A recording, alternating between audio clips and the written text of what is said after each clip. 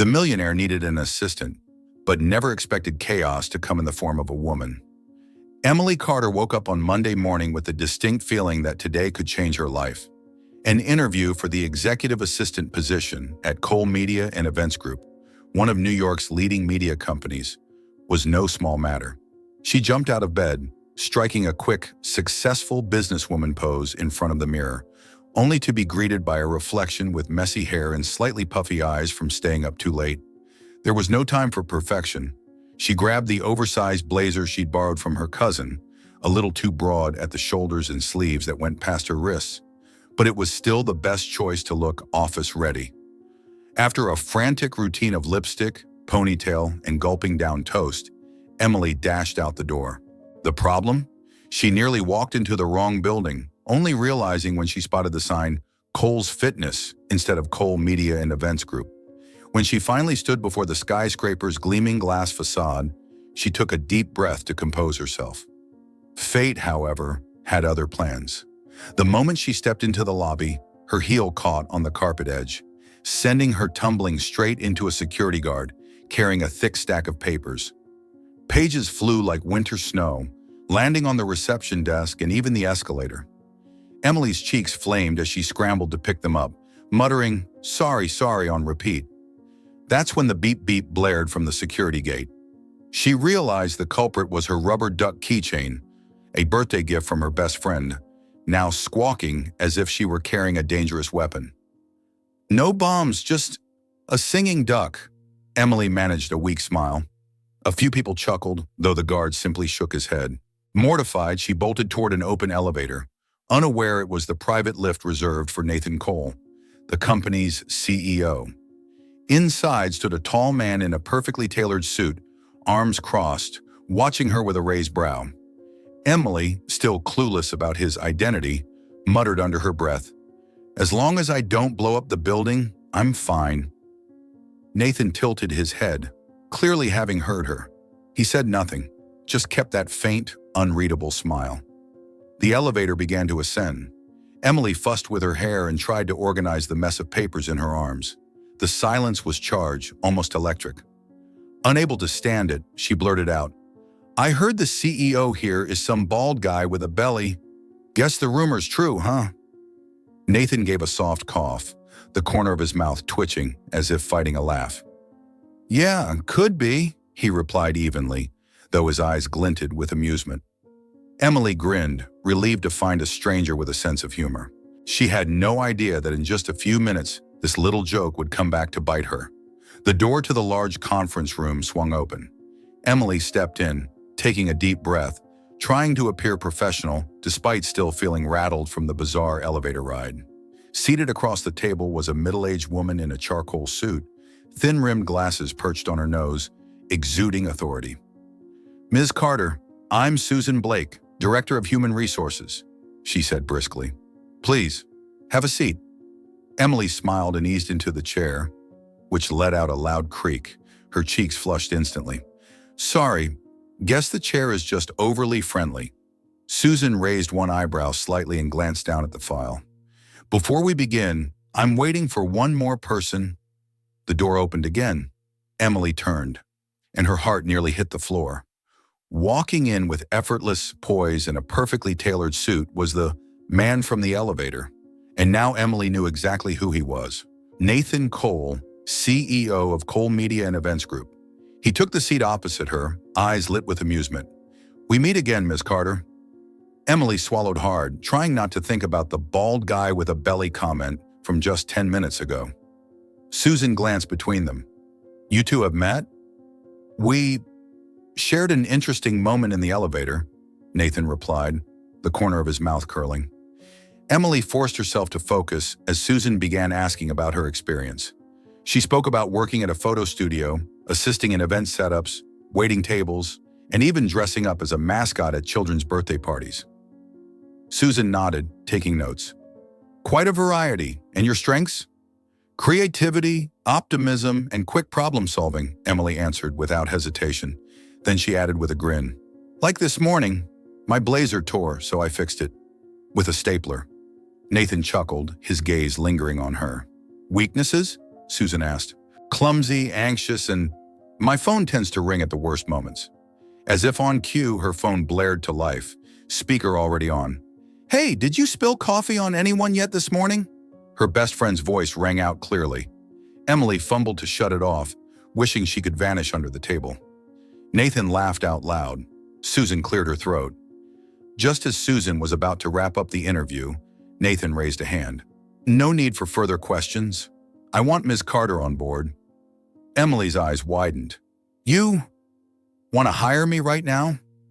This company needs something you have, Nathan said. What? Chaos and disorder? Emily joked.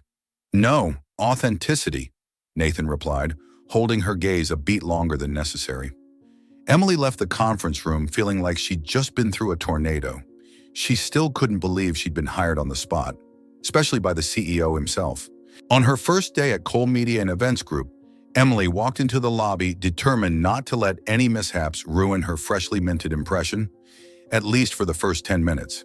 But her co-workers had already dubbed her Hurricane Emily by mid-morning after she managed to topple an entire stack of reception magazines while bending down to pick up a pen. Ignoring the curious glances, Emily dove straight into her tasks, checking Nathan's schedule. She spotted a major issue, 2 big meetings booked at the same time. Without panicking, she called the involved parties, suggested moving one meeting online, and adjusted the timing so Nathan could attend both. Nathan walked into the office just as she was finishing a call, his eyes lighting up at the way she handled the situation. When she hung up, he smiled. You just saved me from a nightmare. Emily shrugged. Just doing my job. All day she continued to prove her worth, reorganizing the company's digital files, retrieving documents that had been lost for months, labeling and sorting them logically.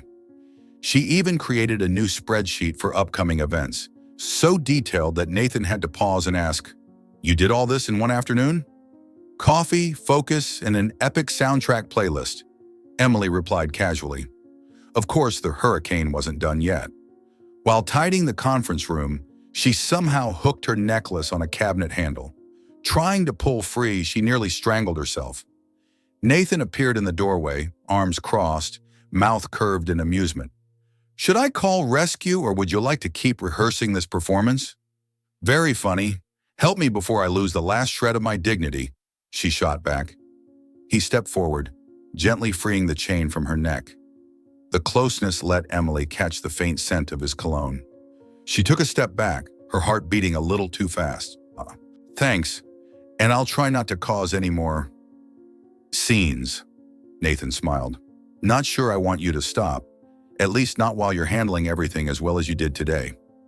After a first day that was both chaotic and successful, Emily realized something.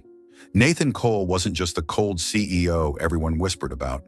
He had a dangerous hobby, teasing her whenever he got the chance. It started when Nathan tapped on Emily's desk Tuesday morning, holding a cup of coffee. There's something right here, he said seriously, pointing at her shoulder. Emily froze. What? A stain? Food? An insect? Please don't say a bee. Nathan kept a straight face. Could be a little mark. She twisted around, checking her small desk mirror, contorting like it was a gymnastics routine. Nathan burst out laughing, stepping back. Nothing at all. Just wanted to see your reaction. Emily put her hands on her hips. Great. Next time my reaction will be spilling coffee on your shoes. Nakitim. Oh, I'll keep a spare pair ready, he replied with a mischievous glint. From then on, teasing became part of their daily routine. Nathan left sticky notes with absurd reminders like, don't drop the CEO or check if the elevator's safe today. Emily fired back by sending internal emails with cat-in-a-suit memes titled Leadership Inspiration. One afternoon, they were in the break room making coffee.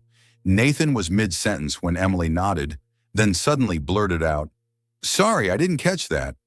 Your cologne is a little too pleasant. Nathan paused, smirking. Is that your new tactic to throw me off? Nope, just my new strategy, Emily winked. Gradually, their banter carried something more than just laughter, a sweet undercurrent of tension beneath every word. In one small meeting, their eyes met across the table. Emily bit her lip unconsciously. Nathan tilted his head slightly, the corner of his mouth curving as if they just shared a private joke no one else could see. One evening, when the office was nearly empty, they reviewed an event plan together. The warm glow of the desk lamp, the distant hum of the printer, and the space between them had shrunk to just a few inches. Nathan leaned slightly closer, his gaze lingering on her lips. Emily held her breath. But then Nathan's phone rang loudly. He pulled back with a quiet sigh. "It's like the universe enjoys ruining good moments," Emily muttered. "Maybe," Nathan replied, though his eyes never quite left hers. From that day, they developed a private language. Phrases, looks, and smiles only the two of them understood. A raised eyebrow meant, "Remember that?" almost kiss. A light tap on the desk meant, "We'll talk later." Sometimes without a single word, just one glance was enough to make them both laugh, as if they'd shared a sweet secret in the middle of a crowded room. Their private language had become a habit, but it had never been tested in public. Until that night, when Cole Media hosted its annual gala at a luxury hotel in Midtown. Emily stepped into the ballroom wearing a borrowed teal dress, her hair softly curled with a few glittering clips. She told herself she'd behave like a lady tonight. Nathan, in a perfectly tailored tuxedo, gave her a faint smile when he saw her. "Ms. Carter, you look different," he said, his gaze lingering a few beats longer than necessary. "Different as in classy, or different as in, who is this person?"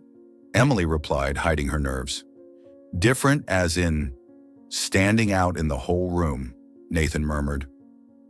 The evening went smoothly for the first 20 minutes. Emily held a champagne flute, trying to keep her balance on new heels. But crossing the thick carpet, her heel caught, and she stumbled, right as a waiter passed by with a tray of full glasses of red wine. The collision was cinematic. Glasses tipped, wine splashed in crimson arcs, gasps echoing through the room, and Emily landed squarely in Nathan's lap. He caught her instinctively, but the position was anything but dignified. She was practically sitting on him. The entire ballroom froze for a second, then the click-click of cameras filled the air. Emily's cheeks burned. I'm so sorry. I swear I didn't." "This is definitely the highlight of the evening," Nathan cut in, lips curving upward. The next morning, their photos were everywhere. Handsome CEO and his mysterious assistant, the media world's new power couple? At the office, Emily held up a newspaper, giving Nathan a look that said, "Care to explain?" Nathan shrugged. "I have a proposal." "What kind of proposal?" "We pretend to date, at least until the media finds someone else to talk about." Emily blinked. "You're serious?" "Completely. It'll save us both from a barrage of shareholder and press questions." And he tilted his head. "You'll be temporarily immune to any public mishaps." Emily folded her arms. "My condition? You laugh at all my jokes, even the terrible ones. Deal. My condition? No dropping me or anything on me in front of cameras." They shook hands as solemn as if signing a major contract. But both knew this agreement was the start of an entirely new game. The fake dating deal kicked off that very afternoon when Emily and Nathan stepped out together in front of a small crowd of reporters waiting outside the building. Nathan slipped an arm around her waist, leaning in to murmur, "Smile. We're in our pretend honeymoon phase." Emily tilted her head up, giving him their agreed-upon, professional but slightly sarcastic smile, the signal for "we're acting." But as Nathan's hand tightened slightly around hers to guide her through the crowd, Emily realized her heartbeat had quickened, and it had nothing to do with the cameras. In the weeks that followed, Emily and Nathan's fake relationship wasn't just a performance anymore. It began to slip into every moment, every breath, every seemingly accidental touch. At big events, Nathan always remembered to lean down and whisper something that made her laugh. Real laughter, the kind where she had to tilt her head back and cover her mouth so others wouldn't hear. Emily realized that sometimes she wasn't laughing at the joke itself, but because he was there, eyes lighting up at her joy. Once at an art exhibition, as camera flashes went off, Nathan's hand rested at the small of her back, a move that could easily be chalked up to acting. But when the lights dimmed and people started moving toward the next room, his hand stayed there, warm and steady. Emily wanted to ask, "Are we still acting?" but feared the answer. That Thursday night, the office was almost empty. Emily had stayed behind to help Nathan prepare for a major pitch presentation to a potential client. The laptop screen glowed in the dim room, the warm desk lamp casting a golden halo around them. Emily typed out the final slides while Nathan read over documents, adjusting a few points. They were sitting close enough for her to hear the steady rhythm of his breathing, close enough for the faint trace of his cologne to settle over her heartbeat. "This idea of yours," Nathan paused, meeting her eyes, "is really good." Emily smiled, but her pulse quickened. The look he gave her lingered far longer than any polite compliment should. He leaned in slightly, one hand braced on the edge of the desk near hers. Emily felt his warmth seep across the small space between them. She didn't move back, didn't want to, just held his gaze, eyes locked in a silent conversation. "Emily," Nathan said softly, his voice lower than usual, almost meant for her ears alone. "Yes?" In that moment, everything else seemed to blur. The hum of the air conditioning, the dim light, the rest of the world folding in until there was only the two of them. Nathan moved in just a little closer, his eyes dropping briefly to her lips. Emily felt her whole body tighten, not from anxiety but from anticipation. Their lips met, at first light as a question, then deeper, slower, warmer. There was nothing forced about it, nothing like any staged moment before. Emily closed her eyes and let herself sink into the feeling, a space where everything made perfect sense. When they pulled apart, Emily smiled, her voice unsteady.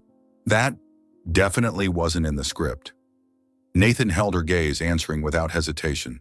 "If it's real, it doesn't need a script."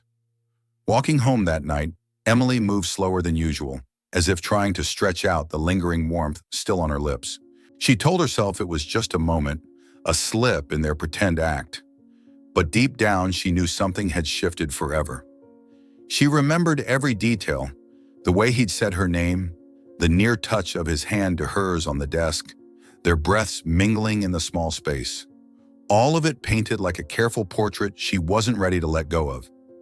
For the first time, Emily felt afraid that if this went on, she wouldn't be able to tell what was real and what was pretend. But for the first time, she also realized maybe she didn't want to tell the difference anymore. She had begun to fall for Nathan Cole, and not a single part of it was pretend.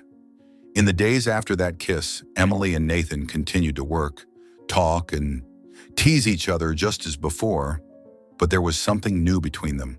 Every glance, every accidental touch brought back the memory of that moment. She began to wonder, if one day this story ended, could she ever go back to the way things were?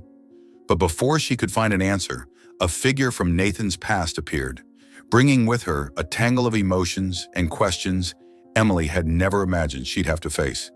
That evening, Cole Media was hosting a fundraising event at a luxury rooftop bar. Emily had just stepped onto the terrace when she spotted Nathan, talking to a slim, blonde woman in a striking red dress, the kind that practically shouted, "I'm here to be noticed." When Nathan turned to introduce them, Emily immediately recognized the cool confidence in Chloe's eyes, the kind of look that sized you up from head to toe and already had a verdict. "Emily, this is Chloe Sinclair," Nathan said briefly. "An old friend," Chloe added, lips curling. All night, Chloe stuck close to Nathan, effortlessly slipping into the conversation whenever Emily tried to speak. Every story she told began with, "Remember when we," or "Do you still have that shirt I bought you?" Emily felt like she was being edged out of a circle only they belonged to, but when Chloe finally remarked, her tone laced with mockery, "So, you're dating your assistant now?" Nathan suddenly straightened, his gaze sharpening. "Yes, and I love her," he said, each word dropping like a stone onto the floor. Emily froze. Around them, a few people glanced over, but Nathan didn't care. Chloe's smile faltered, and she seemed about to respond, but Nathan turned away, placing a hand at the small of Emily's back and guiding her out. They stopped in a quiet corner near the fire escape. Emily still hadn't sorted through the rush of emotions. "You just said You love me, she began, her voice a mix of confusion and caution. Nathan met her eyes without blinking. I said exactly what I meant. But in Emily's mind, a part of her reasoned, maybe he just said it to get rid of Chloe, a way to protect himself from the past. She gave a small, uneasy smile. If that was part of the act, you played it perfectly. Nathan tilted his head, his eyes never leaving hers. Do you really think I'm acting? Emily didn't answer right away. Her heart wanted to believe him, but her head kept pulling her back to the bigger question. Between real and pretend, was there even a line left? That night, even though Nathan had been by her side the entire evening, his words, I love you, kept replaying in Emily's head like a song stuck on repeat. But each time she remembered them, instead of warmth, a thin thread of doubt slipped in, that maybe it had only been said to drive Chloe away. The next day, Emily started keeping her distance. She buried herself in work, avoided lingering eye contact, and found every excuse not to stay late in the office with Nathan. 3 days had passed since the night Chloe showed up. 3 days in which Nathan had barely seen Emily outside of crowded meetings, and even then, never alone. She was always busy, or pretending to be, always leaving the office with someone else, always on her phone as if on an urgent call. Nathan didn't need long to figure it out. He'd worked with enough people to recognize when someone was building a wall, and this time, that wall was built around Emily. On Wednesday evening, Nathan decided he'd waited long enough. He stood leaning against the doorway as Emily packed up her bag. We need to talk, he said. His voice wasn't loud, but it was enough to make her pause. I have a report to finish, she deflected, eyes fixed on the computer screen that was already off. Emily. Just her name, but the way he said it made her look up. His eyes held none of their usual playfulness, only a steady resolve, tinged with something vulnerable. Nathan stepped inside, closing the door behind him. You're avoiding me. I'm not, she said automatically. You are, and I want to know why.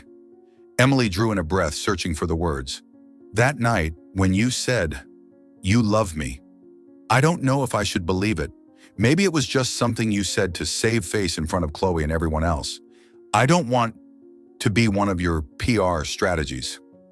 Nathan was silent for a few beats, as if choosing his words carefully. You think I'd use my feelings as a tool? She didn't answer. He stepped closer, his voice low but clear. That night, I meant it. It wasn't to drive someone away. It wasn't for headlines. I said it because I'm already in love with you. Emily's heart shifted. The way he said it now, in this quiet space, sounded nothing like it had in the noisy crowd. It carried certainty and a faint tremor, a side of Nathan Cole, the unshakable CEO that few ever saw. I know you're scared, Nathan went on. Scared this is just part of the script, but I want to throw that script away. I want us to be together, for real, no contract, no rumors, just you and me. Emily looked at him for a long moment. She realized that all those times he'd held her hand a little too long, all those silent glances, and that kiss in the office, couldn't have been acting. She stepped closer. So, we're not going to hide anymore? Nathan's smile softened. No more hiding. This time, when Nathan leaned in to kiss her, Emily didn't hear any imaginary camera shutters or the cautious voice in her head. There was only the calm, certain feeling, solid and unshakable, that the line between real and pretend had vanished long ago. In the days that followed that night, the atmosphere between Emily and Nathan shifted completely. There were no more hesitant glances or awkward silences. Instead, there was an ease between them, like they'd left behind every wall and defense. Nathan was still the busy CEO, with back-to-back meetings and a phone that never stopped buzzing. But in between, he always found a way to pass by Emily's desk just to ask a random question or to set a cup of coffee beside her. Emily kept working as before, but her smile had changed, lighter, truer, and often appearing simply because of him. Still, deep down, Emily carried a vague fear. She realized she had stepped into territory she'd always avoided, letting her heart get attached to someone powerful, busy, and constantly surrounded by the spotlight. Every time she saw Nathan standing before a crowd, confident and magnetic. She felt both pride and a subtle reminder of the gap that still seemed to exist between them. She began to wonder, could this fragile, new love withstand the challenges waiting outside? Nathan, sensing those thoughts, never said much, but quietly set out to prove they belonged together. With small gestures, light touches, and the silent moments they shared when the world outside grew too loud. What Emily didn't know was that these peaceful days were only the calm before a new wave, a turning point that would test everything they had just begun to build together. The rumor started with a blurry photo posted online. Nathan Cole stepping out of a luxury jewelry store on Fifth Avenue. That was all it took for sensational headlines to explode. Handsome CEO about to get engaged? All day, Emily's phone buzzed with messages from friends and coworkers, filled with wide-eyed emojis and hearts. She was amused at how fast rumors spread, but also unsettled, because what if it was true? 2 days later, Nathan invited Emily to a small Italian restaurant tucked away in a quiet alley. No paparazzi, no reporters, just soft jazz and candlelight casting a warm glow on the brick walls. Nathan pulled out her chair before sitting down himself, looking calm but with a spark in his eyes that hinted at a secret. "There's something I want to say," he began. "If this is about the engagement rumor," Emily smiled faintly, "I'm not sure how much of it to believe." "Feel free to believe all of it," Nathan said with a smirk, "but not in the way they think." He placed a deep blue velvet box on the table. Emily opened it, not a diamond ring, but a silver key. "I don't want to push you into something just to please the media, the board, or anyone else watching us from the outside," Nathan said slowly, clearly. "I just want you to know, I want you to be a real part of my life. This is the key to my home. You can come, stay, or just drop by whenever you want. No pressure. I just want you close." Emily felt her throat tighten. All the doubts, the worries, and the distance she'd once felt seemed to dissolve. "Are you sure?" she asked softly. "More sure than anything," Nathan replied, his gaze never leaving hers. Emily smiled, placing her hand over his. "Then, I'll take it." As they stepped out of the restaurant that night, hand in hand, Emily knew their story had turned a page into something entirely new. No more contracts, no more roles, just a real love, ready to begin its long chapter ahead. Emily and Nathan's wedding took place on an autumn afternoon, with just enough golden sunlight to make everything look as if it had been brushed with warm honey. The ceremony was held in a rooftop garden of a historic hotel. Fairy lights strung through the branches and the soft sound of acoustic guitar drifting in the breeze. Emily wore a simple white dress with a low back and her hair in a loose bun adorned with tiny flowers. Nathan stood at the end of the aisle, in a perfectly tailored tuxedo, his eyes never leaving hers from the moment she appeared.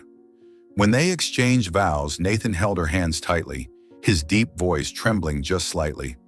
"I thought I knew what love was, until you walked into my life." Emily smiled through misty eyes. "And I thought love only existed in books and movies. Thank you for proving me wrong." The reception that followed wasn't loud, but warm and intimate, like a family gathering. Close friends, colleagues, and a few special guests raised their glasses in celebration. No press, no blinding flashes, just laughter, clinking glasses, and stories weaving together. Nathan never strayed far from Emily, occasionally leaning in to whisper something that made her laugh. Emily kept catching his gaze from across the room, as if he was making sure she was always within sight. In the months after the wedding, they lived together in Nathan's apartment, now their home. In the mornings, Nathan made the coffee while Emily prepared breakfast. In the evenings, they cooked together or went out to their favorite little spots. On rainy nights, they curled up on the sofa under one blanket, watching old movies and debating how the story should have ended. Work was still busy, schedules still full, but in the midst of it all, they made time for each other. Even if it was just a surprise lunch or a short message that simply said, "Miss you." One evening, sitting together on the balcony overlooking the city, Emily rested her head on Nathan's shoulder and asked quietly, "How long do you think we'll be like this?" Nathan smiled, squeezing her hand. "Forever. But if you want an open-ended answer, I'd say this is only the prologue, and the real story's just beginning." Emily smiled, a calm warmth spreading through her chest. She knew there would still be challenges, still be tired days. But in that moment, with the city lights before them and the warmth of the person beside her, she believed they could face anything, so long as they did it together.